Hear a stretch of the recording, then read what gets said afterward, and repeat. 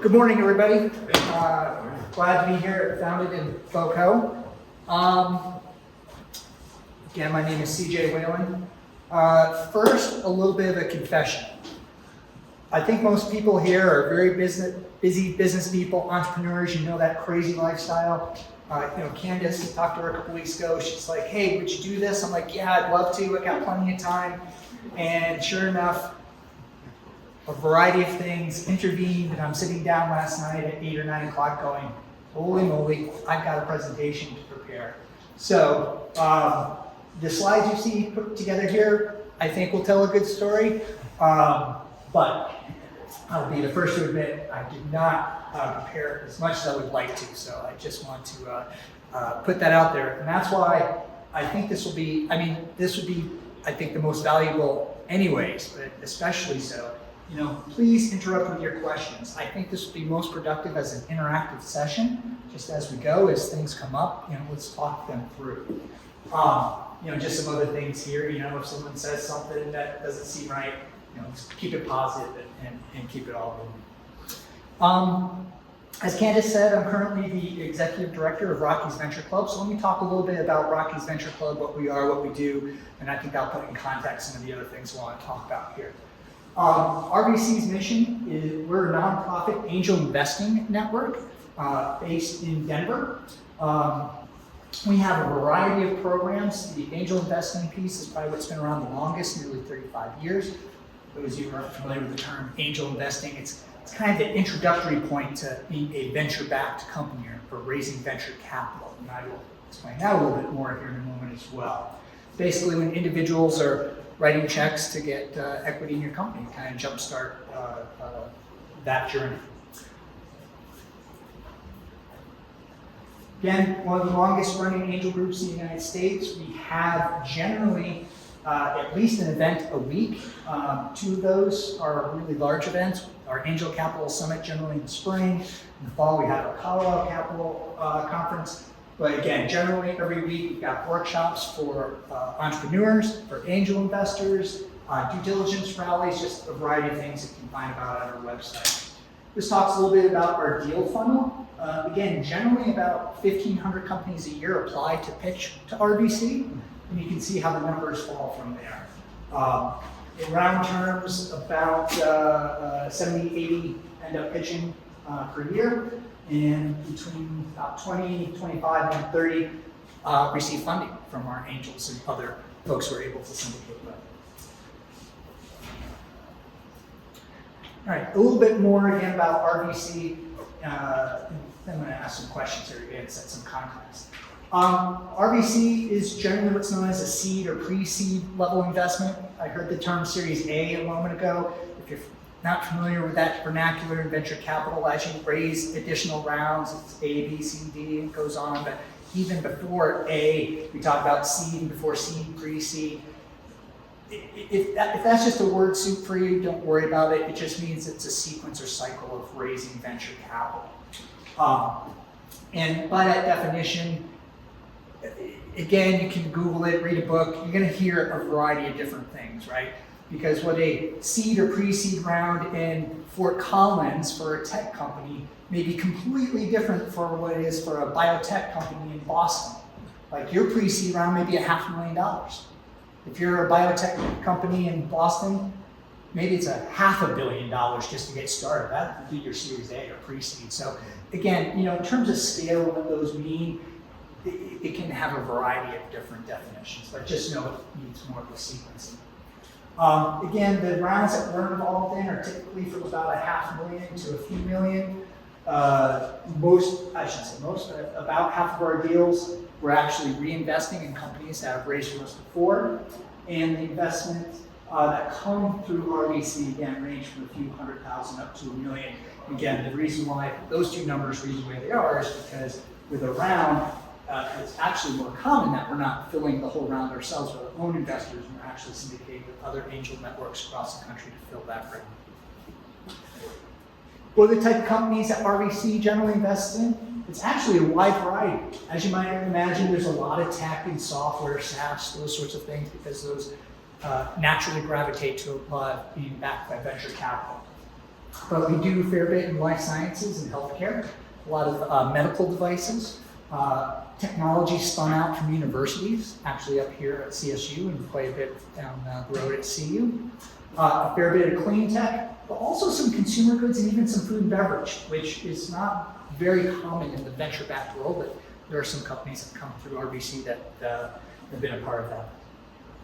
And another defining characteristic of where RBC operates is primarily in Colorado, although our footprint is expanding throughout the greater Rocky Mountain region. All right, so just a quick note about me so you can kind of put in context some of the things I want to cover. As was sort of gracefully introduced, I am a multiple founder, co-founder, entrepreneur. My first company, when I was writing this last night, it's like, holy moly, that was a while ago, back in 1996 as an independent computer consultant in my 20s. And from there, founded or co-founded a number of companies in software and telecommunications. Most of my experience, I've been to this point talking about angel capital and venture capital. I'm going to try to be distinctive when I talk about something that's very particular to that, or just more general if you're an entrepreneur, a company of any size, if you're not venture-backed. And I'll get to that definition more in a moment, because most of my experience was actually bootstrapping companies. So no venture capital, just kind of gutting it out, loans, whatever the case may be. I have had some successful exits. Candace a moment ago said, that was 9 figures, right? And I was like, well, maybe you can include the decimal point in all of that. So not quite that large, but thankfully I've been very, very fortunate. Life-changing. I've had that experience, which was nice. But I've also experienced both sides of acquisitions. I've been in companies that have been acquired. I've had my company acquired, and I've also acquired companies. And we can talk about that, because even if it's something small, hey, this little company we're going to acquire just for maybe $100,000 to grow a customer base, whatnot, a lot of lessons learned there. And I first started angel investing about 5 years ago with RBC, and I've been with it full time now since about the beginning of the year. Oh, and other important things about me personally that I don't think is particularly important about today, but a little more about me. All right, let's start with some terminology. Again, this segment is supposed to be about having a financially resilient company and scaling. And those two topics are obviously related and very interwoven, but they are kind of separate. And kind of as an entrepreneur on a day-to-day basis, you're going to probably be interacting with different topics that hit those differently. And this is actually probably a good time. I'm curious about my audience here. Who in here are entrepreneurs? I assume most everybody. Business owners, solopreneurs. And how many of you guys are a venture-backed company? Okay, great. Thank you. That helps. All right, so what does it mean to be financially resilient? I was like, well, I could probably put together some fancy technical definition with some formulas and crap like that, but let's face it, we don't have time for that. What it really boils down to is, do you have the money to survive? And how do you think about that? Because the worst situation is when it hits you when it's too late. So there's that consideration and the consideration of preparing your business to scale. And how are you going to grow? And what do you need to do that? Well, you're going to need a lot of things, but in the end, it probably generally all that boils down to money, right? You're going to need inventory, you're going to need people, you're going to need space and all that kind of stuff. Let's face it, a lot of those things are always going to boil back down to money, so that's probably the primary thing we're talking about here. And so figuring out how much you need in some of the places to find it, depending upon, again, if you're a venture-backed or non-venture-backed company. All right. I keep on using this phrase and talking about it, and I hope this isn't going to be too ABC or low level for folks, but I do want to take some time to talk about what it means to be a venture-backed company versus one that is not.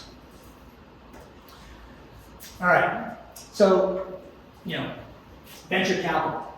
I've kind of come to call it, it's kind of like a siren song, right?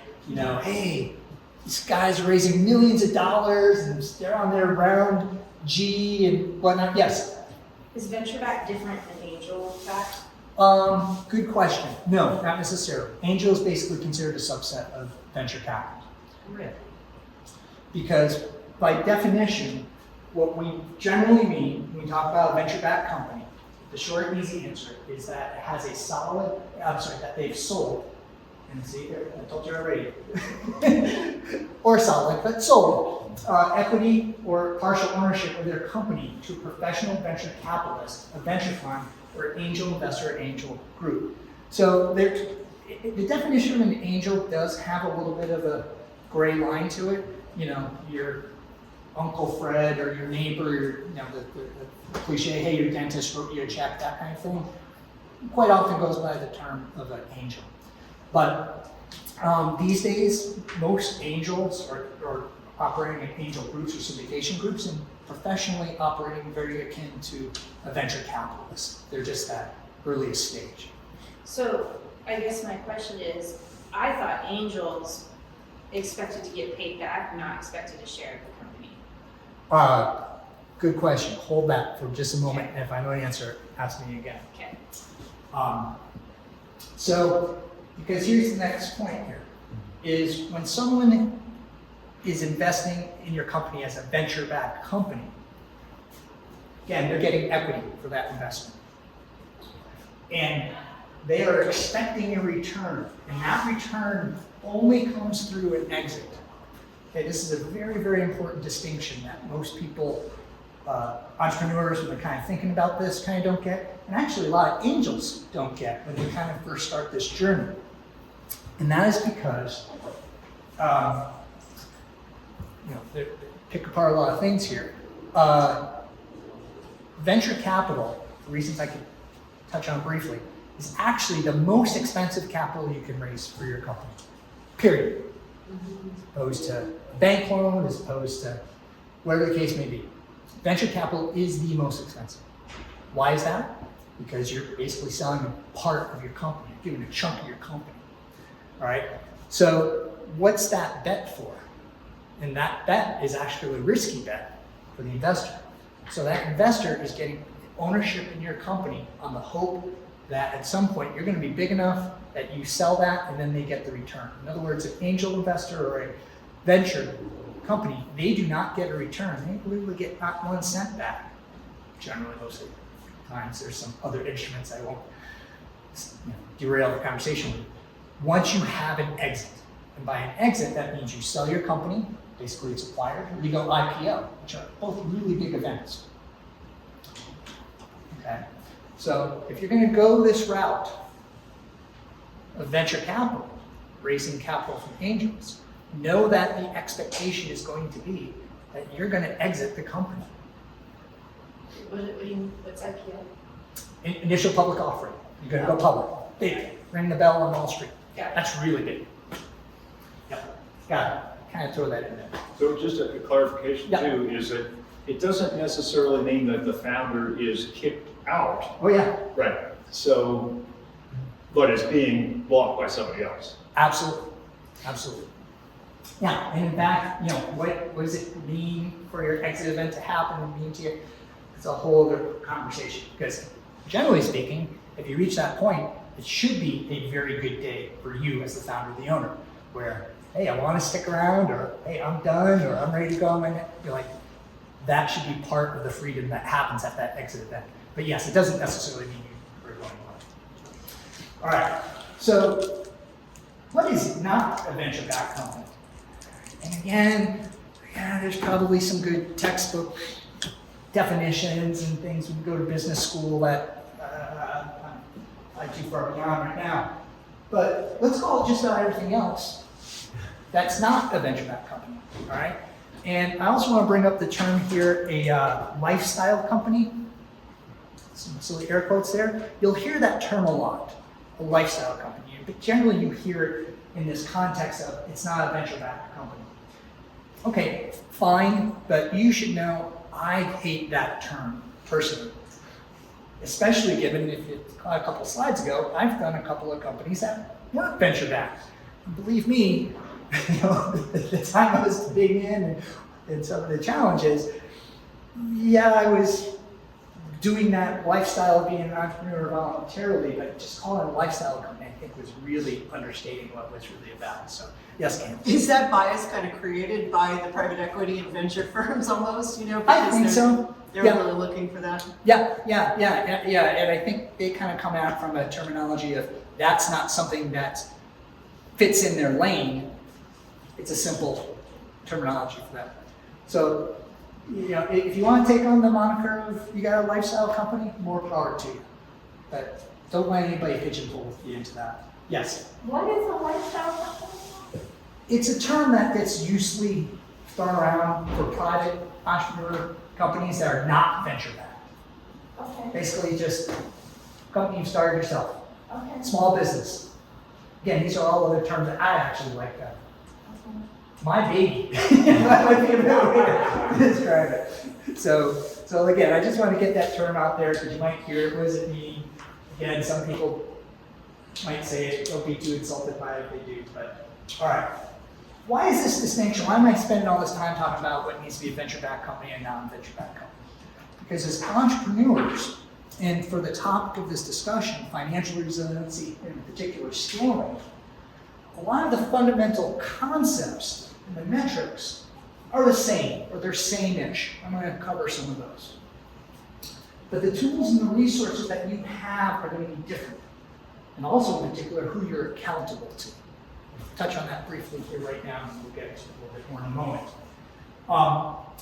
Let's talk about scaling. If you're a venture-backed company, your scaling is raising more venture capital. Okay, period. That's very important to know. If you're a venture-backed company, like once you've taken that first dollar of venture capital, your ability to get loans and do a variety of other things, it's going to be very diminished. And your path is going to be set for raising more venture capital and then reaching a point where, again, you're hopefully primed for an exit. If you're not a venture-backed company, well, you've got a variety of other tools. Loans, friends and family, grants, just a couple other things we'll talk about. And then this other one who you're accountable to. If you're a venture-backed company, you're going to be somewhat maybe completely accountable to your investors to some degree. All right? Just a little bit. If you're not, you're accountable to yourself and your co-founder and your other owners. All right, just a little bit of a pitch here. Again, are you a venture capital company or not? This is a book that was co-written by my predecessor, Peter Adams, great guy, longtime executive director of Rockies Venture Club. I've known a few people in this room know him. He does these presentations much better than me, but nonetheless, it's a great book. It's easy. It's, again, it's one of those dummy books. And even though I think it's probably getting close, it's not quite 10 years old, but about that old bounce. Like some of the numbers used in it are out of date, but the concepts still hold really well. So, and it's just a good, again, primer of, hey, should I even be thinking along those lines or not? Which, by the way, is a quick sidebar I want to say right now. I know I'm spending a lot of time talking about venture capital, but like I said, some of the tools and the concepts are going to be the same whether or not you're a venture-backed company. If you never go venture capital, fine. You may be wildly successful. You may achieve the dreams you want and have a company that is impactful in the world. Again, that's another thing that, even though it's the space I'm in today, that I work full time, maybe it's a little bit of my background. I kind of chafe a little bit of this notion of, you're a venture-backed company or you're nothing. It's quite the opposite. All right, so wherever you hear me talk about here, and again, spending a lot of time talking about angel investing and venture capital, because that's what I'm spending a lot of my time on these days. Know that it's one lane, literally only one lane in this broader, bigger space of being an entrepreneur. Okay, so the session was sold on the topic of financial resiliency and scaling. So let's talk just a little bit about financial resiliency. Know thy numbers. To me, that's what it means to be financially resilient. So a couple of concepts here I realized. Oh, by the way, if you take any of our courses, in particular Pitch Academy, one of the things is don't have a wordy slide. Like maybe 20, 30 words, maybe at most. Like that's even probably too much. So I'm already totally breaking our own rules, but here you go. So just a few things. What does it mean to be financially resilient? It's basically managing your accounts receivable and your accounts payable, right? It's knowing what drives your revenue, who are your biggest customers, what are the biggest risks to your revenue, and timing considerations, right? Just because you sell something today, maybe you will have that cash available tomorrow, maybe you won't have it for 90 days. Like these are the things that mean the cash coming into the company. Cash coming out, expenses, what are your variable costs to fixed costs? In other words, what can you pull levers on to like cut an expense today versus if I pull this lever today, it ain't gonna mean anything. Like maybe I've got rent, like I've signed personally for a lease for the next year or so, things of that nature. And also, what you can cut, what are the downstream effects of running your business if you cut them? Again, your most important employees are quite often your biggest expense. And in some regard, they might be the easiest thing to cut, right? Hey, you gotta let somebody go tomorrow. But that could completely destroy your business. So again, having that understanding of these levers in your business. Burn rate, that's the rate at which you are losing money, simply stated.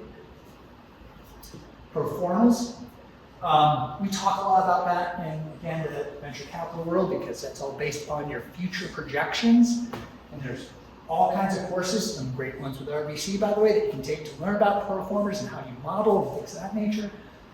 The point being is, you should be able to put together some sort of performer or scenario about your business and use that to forecast where your money is going. A couple of key metrics I think every entrepreneur should know. In our world, we call them CAC and LTV, short for customer acquisition cost and lifetime value of a customer. Simply stated, that is, what is the expense that's going to take for you to gain your next customer and get revenue in the door? Is that going to be advertising? Is that going to be Google AdWords? Is that going to be a salesperson? Is that going to be training that you have to incur to get them on board? Those sorts of things. And then lifetime value, again, that's generally a term used a lot if you're like a SaaS business, that sort of thing. The more important thing there is once you obtain a customer, what's the revenue they're generating for you? All of these concepts kind of come to this point here. By the way, if I get to my last slide, I have a slide called CJ-isms. This is a bit of a CJ-ism right here, and you'll hopefully hear this from some other folks who have had scars. And that is, as the entrepreneur, as the owner of your business, as the CEO, as the president, the person at the top, be very, very careful of knowing the risk of letting somebody else know all these numbers. Be it your accountant, a trusted financial advisor, the case may be. Like, you need them, and you especially need them for the fine details, but it's really critical that, to some degree, you're able to kind of know these factors about your business and take the time to figure this out. Especially in the early stages of your business. If you don't know that, you're screwed. Yeah. All right, so a little bit more here about some of the tools and options, especially for non-venture based business, about thinking about some of these concepts of financial resiliency. Again, if you're in a situation where things are, just level, kind of same, or getting worse, you need to know how you're going to reduce your spend or your burn rate. And usually the first lever entrepreneurs pull, but is the most disruptive, are things like I was saying before, and that is employees. And that's a tough call. Not only from the emotional standpoint, and I got to see the tail end of the last presentation from Charles, and I think that was at least what I saw was excellent about trust, both in your customers and your employees, things of that nature. But at some point, you're gonna be, if you're in a difficult situation, staring that in the face going, I just can't afford to keep that person around anymore, and how you're gonna handle that. So that's talking about tools and options for the outflow of money, your expense side of the cash flow. What tools and options do you have on the inflow, or to gain more capital? And this is where the conversation crosses from, a bit still of financial resiliency, but also in scaling. Because again, scaling, you're going to need more capital. Hopefully none of these are particularly surprising or things you haven't heard of before, but good old-fashioned bank loans and an SBA loan. Word about SBA loans, they're a great tool if you're able to get them, but not everybody can. And that's a whole other discussion on equity and things of that nature. But they might not be as difficult to get as you might think. There is another session that Denny and Mike are gonna do. When is that, tomorrow? Today's 20, so tomorrow, yeah. Tomorrow, they're gonna be talking about funding sources, where to get them, and different types of funding that you can raise for different types of businesses. So, Excellent. so Show me the literally, menu. Yeah, Exactly. Thank you. thank you. Good. Attend their session. But what would make an SBA loan difficult to get, or why? Well, basically, it involves collateral. Really? Yeah, in most cases. So whether that's the business itself, whether that's collateral you put up yourself, be it a second house. on your house, like a second mortgage on your house, 3 years of history. 3 years of history. Yeah, it's a lot of work. You have to fingerprinted. They pull your, they do a criminal background check on you, things of that nature, for certain loan programs and size loans. So it's a lot of work. And But it's low interest rates, right? yes, yeah. And most, and what's, again, I don't want to get too far into the weeds here, but the way the SBA or Small Business Administration is they guarantee loans that banks make through this program. So what that means is most banks are actually pretty motivated to do SBA loans, but because they're banks, they're still going to be pretty tight about it. So it's a long way of saying you don't know until you ask. So if you haven't, I encourage you to and find out about it. By the way, just because one bank tells you no, doesn't mean the next one won't tell you yes. In fact, there's this weird dynamic where sometimes the really big banks, like a Wells Fargo of the world, super easy. There'll be other times they tell you no, but then you'll go to, It depends on how much trouble the bank is in with the feds Right. at that moment in time. Yeah, Wells Fargo and specifically. yeah. If we have time, I'll tell you a horror story I had with that. All right, but there are other types of loans, microloan sources. A good example of this, Colorado Enterprise Fund. If you're not familiar with them, I recommend checking them out. But basically, the point being is, if the banks are saying no, there's other sources of loans that might say yes, that are specifically designed for small businesses and for a variety of different types of small businesses. There's always the self-funding, friends, family, and founders. Grants. This one is interesting in that they're often overlooked by entrepreneurs because you're just not aware of it, you just don't have the time to spend on it. But you've got OEDIT in Colorado, Office of Economic Development and International Trade, really strong grant program through there, and a variety of other ones. Crowdfunding, I can't say I've had really much personal experience with that, but if that's a route for you, go for it. The little quote I put here was, it's very rare you're going to have a successful crowdfunding raise if the point of that raise is to kind of help you through a troubled time to save you. The crowdfunding is when, hey, you got the next flashy thing, and that's what's going to fuel your growth. So, like I said, this is the slide where it's a little bit of a transitory between the resiliency and the scaling. But crowdfunding can be a good scaling mechanism for sure.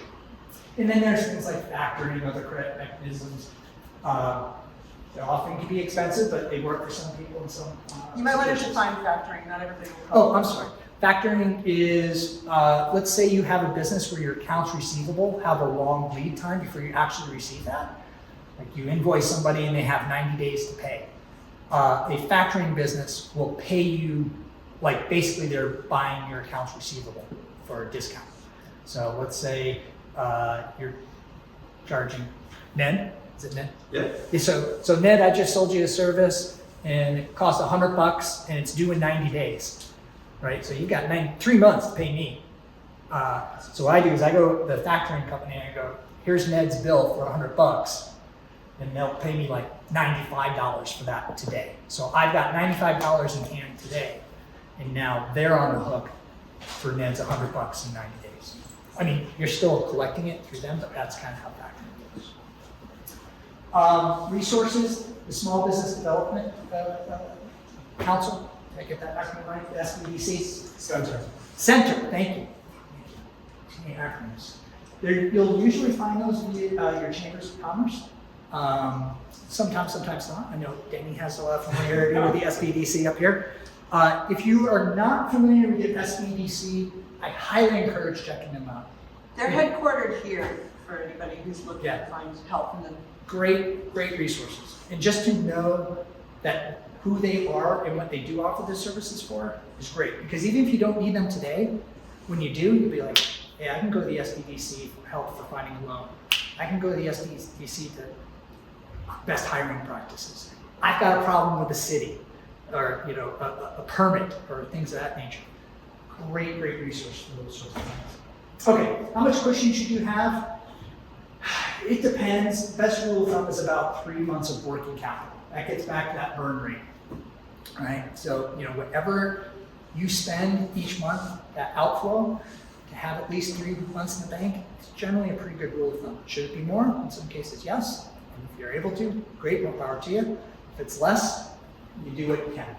Are you saying that should be like in your savings account, or that should be in like your active checking account? Either or, depends upon where you keep your working capital. If you can have that work for you in a savings account and easily move it into your checking account to pay things, yeah. And CJ, does that grow as we're facing potential recession and financial headwinds? Do you think that should be larger?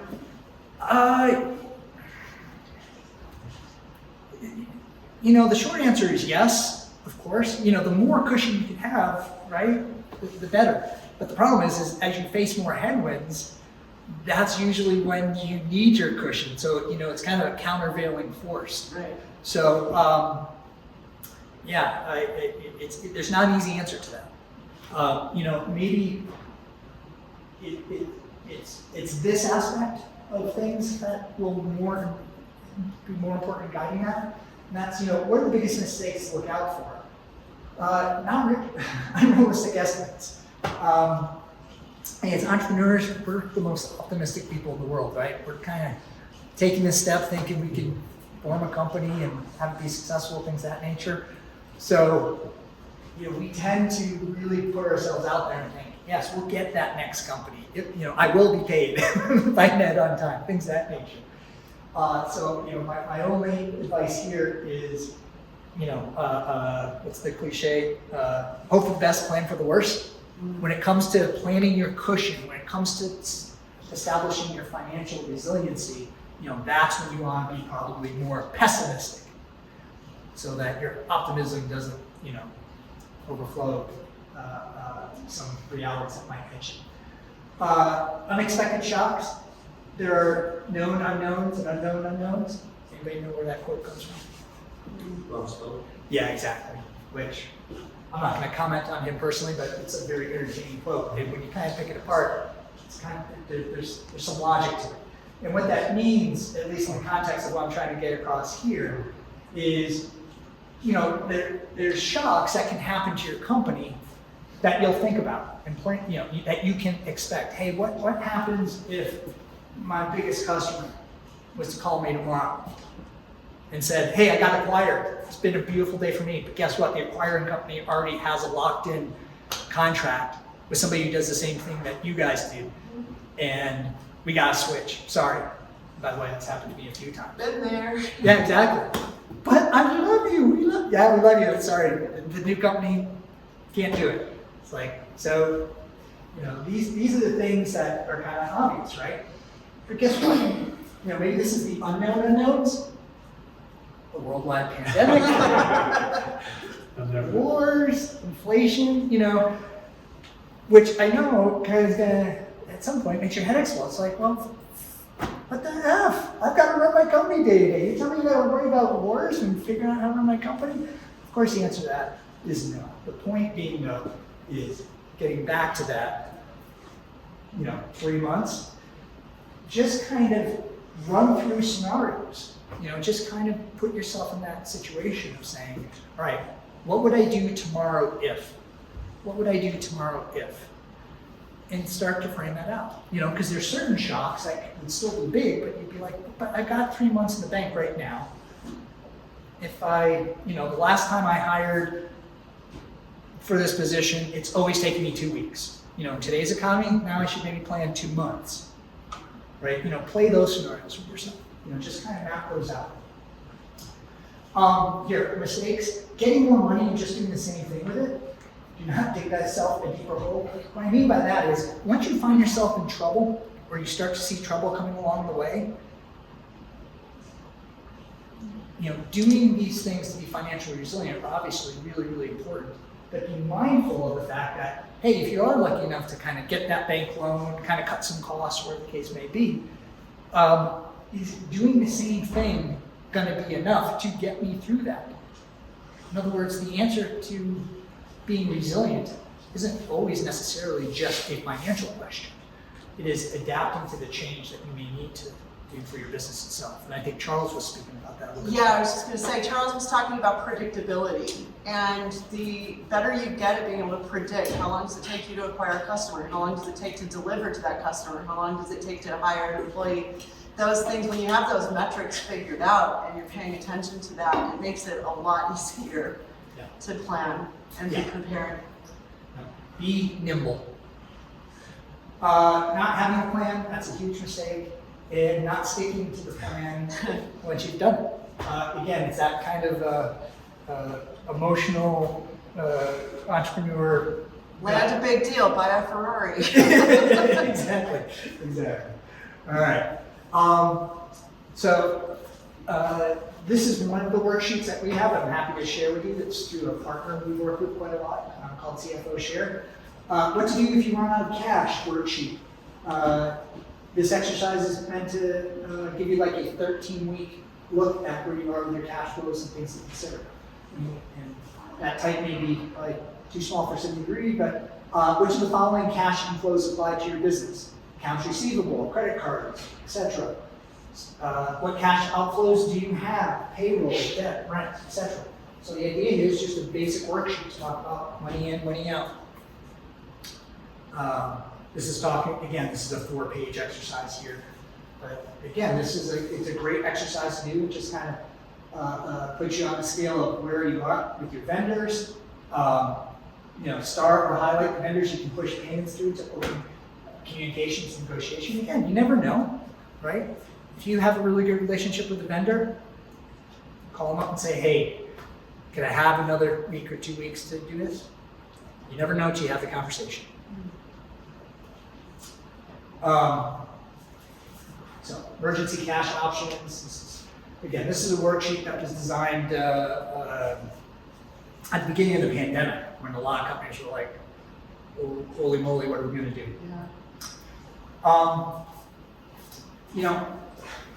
I like this graph a lot too. It's kind of analyze your strategic changes.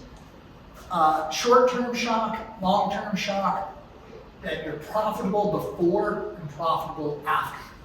So what you can see here is if a shock is happening to your company that you can reasonably classify as short-term, and you're going into it profitable, then your mindset, your strategy probably will be to persevere. I was talking about before, hey, just raising money for the sake of raising money and being adaptable. Well, you can probably operate in this quadrant if those two things apply. Dropping to the other quadrant opposite here. Hey, it's going to be a long-term shock. What's a long-term shock? Maybe a recession. I guess a pandemic. And what if you were going into that, maybe break even or not particularly profitable? You're going to need to pivot. It's not just going to be a question of raising money. And the red here means you're probably going to need a fairly significant pivot. Again, I think Charles gave a great example of that caterer or restaurant. Right, the caterer, yeah. Right. So please excuse the crudeness on this.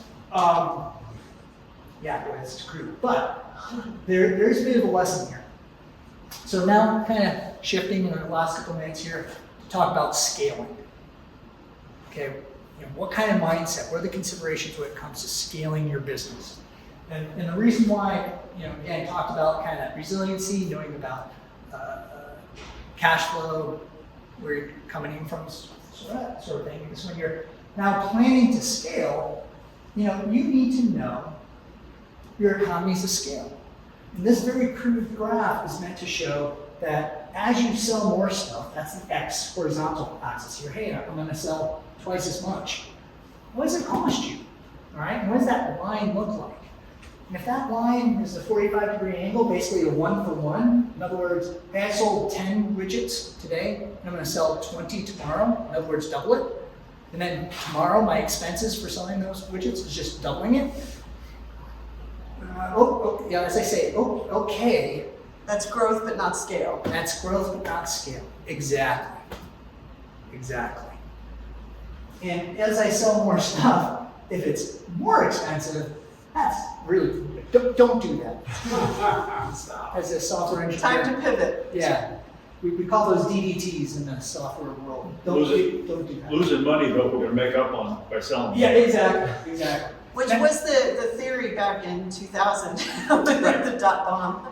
Now again, crude graphs, there's exceptions to these rules. Of course, there's like incremental, like, hey, maybe tomorrow, because I have to invest in a new machine, because I'm a manufacturer, I got to invest in a new employee to kind of get to that. But when you kind of look at a steady state, you should be able to put that together and understand this. Basically, this is what you want. In other words, as you sell more, of course, inevitably there'll be increased cost, but it won't be 1-for-1. You're going to have economies of scale. So, what am I trying to get across here? Is that as you're getting ready to scale, know where your economies of scale are going to come from and where they're not going to come from. If you're a manufacturer, if you're manufacturing widgets, right, pens, if the raw material for this pen, like I'm not going to get a break on it until I'm selling 1 billion of them, okay, that's going to be this. In other words, if I need twice as much plastic tomorrow and my supplier says, yeah, twice as much is going to cost you twice as much, there's nothing I can do about it, you're not getting economy of scale on that. But maybe you'll get it on your advertising. Hey, I'm advertising to just as many folks I am today, or hey, Google AdWords will now charge me half as much if I do 10 times the amount. Oh, now I'm getting my economies of scale on my advertising. Actually, that example is almost backwards. Quite often, advertising costs you a lot more. But your cost of customer acquisition overall could go down marginally. Yep. So, again, the point here is as you scale, know where this is going to come from. Because if you don't, you're just growing without scaling. I'm going to ask a Please. novice question. Absolutely. If you are a small service company, a small service provider, cleaning company, real estate agent, hairdresser, whatever, and your economies of scale could truly be that 45-degree line, right? Am I missing something? No, you're not. So the fundamental question there is, it's kind of twofold. There's where I'd say the point I was getting at before, and that is, well, find the places where you will get economies of scale. Maybe it's in the transportation, like of your cleaning people getting from place to place. Maybe it's going to be, hey, now with a bigger staff, I can clean a bigger building rather than a couple small ones. Again, the advertising portion. So you're not necessarily going to get, in that example, economies of scale from the people, but you're going to need to figure out where those economies are going to, the scale are going to come from, so that in essence you make more money. There's something I want to pull Sure. into this, if you don't mind, CJ. Yeah, absolutely. Charles and Phil and I were talking about it at breakfast. That's that, we've kind of got this mentality in the US that a venture-backed company, a company that's got the SaaS scaling ability is the only good companies out there. But in reality, the most durable companies are service-based businesses. They might not have the 10x and 20x and 100x valuation that a SaaS business has, but the durability of those companies, the survivability of those companies can be significantly higher.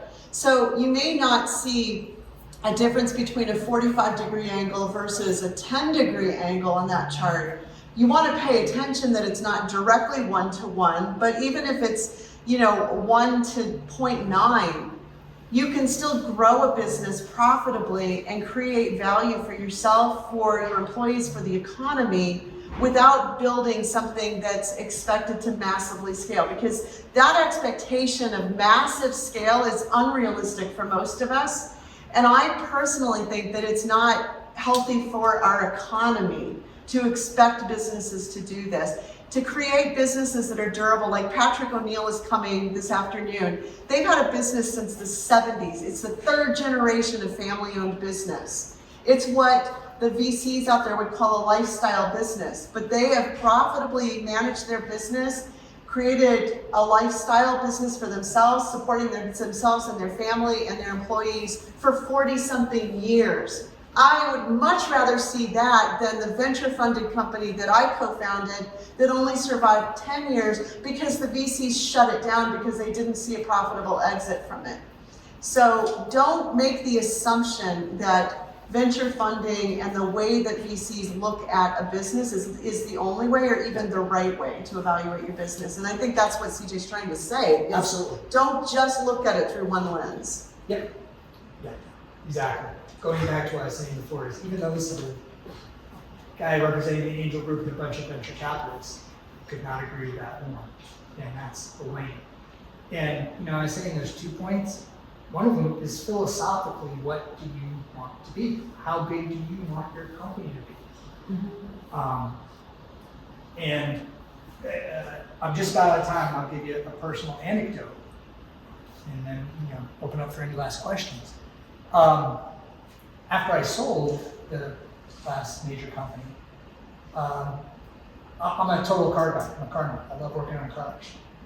And I was like, you know what I want to do? I've got the opportunity in my life to start a company converting classic cars to electric.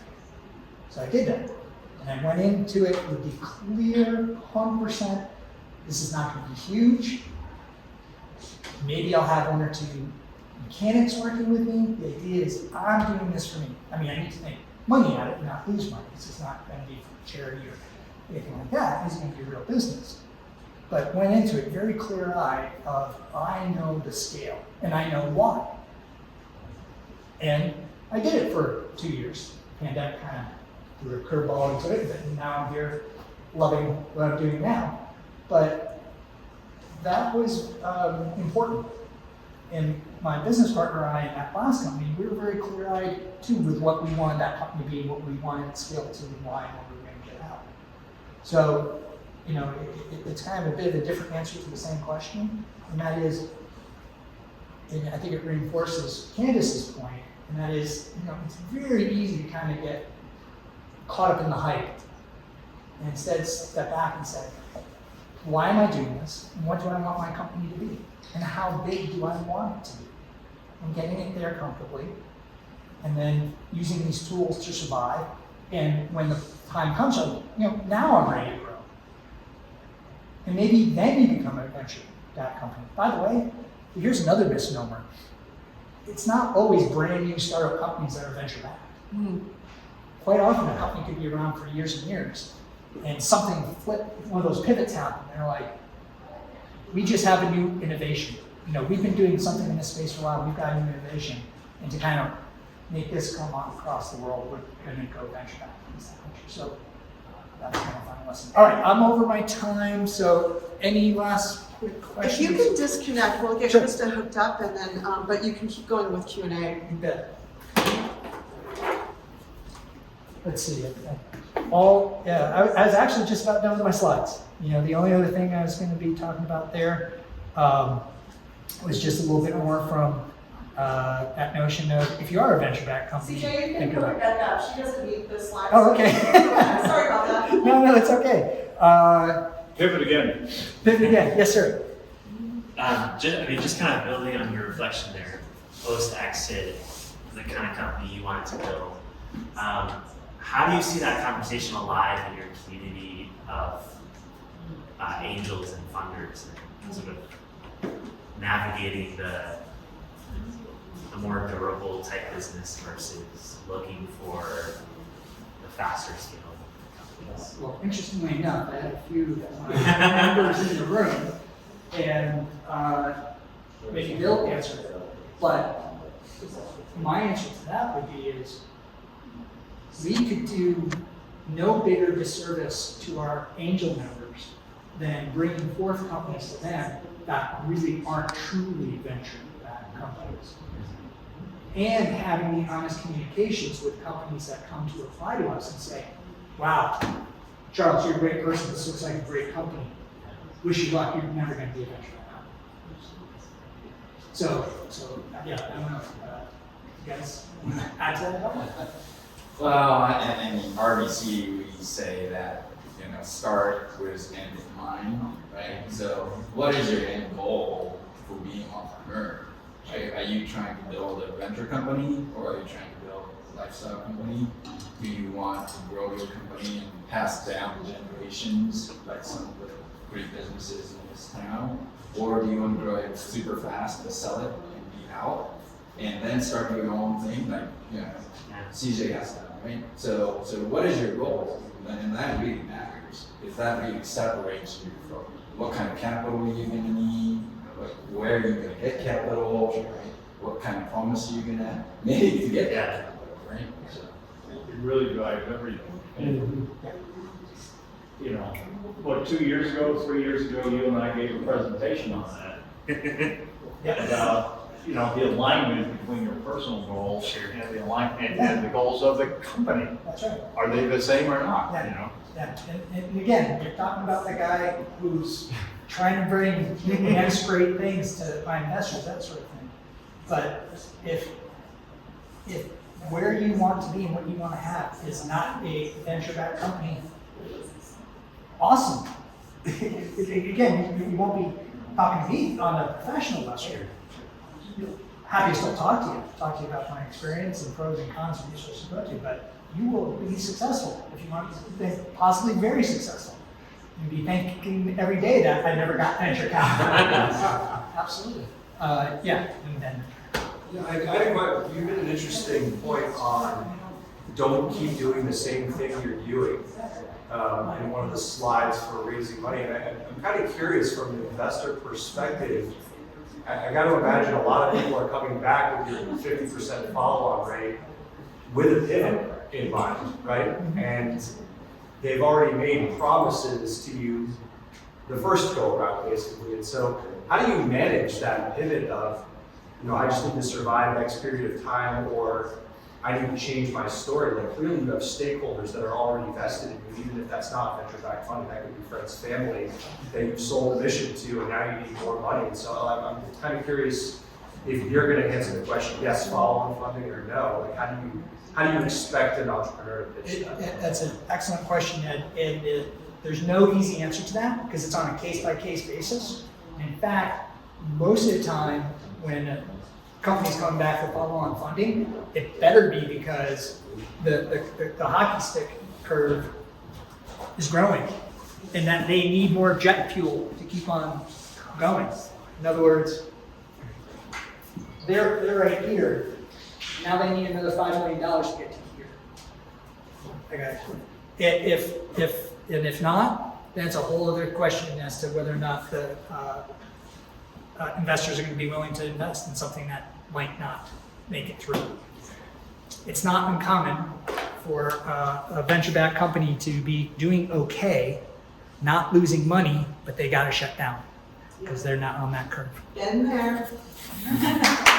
Thank you.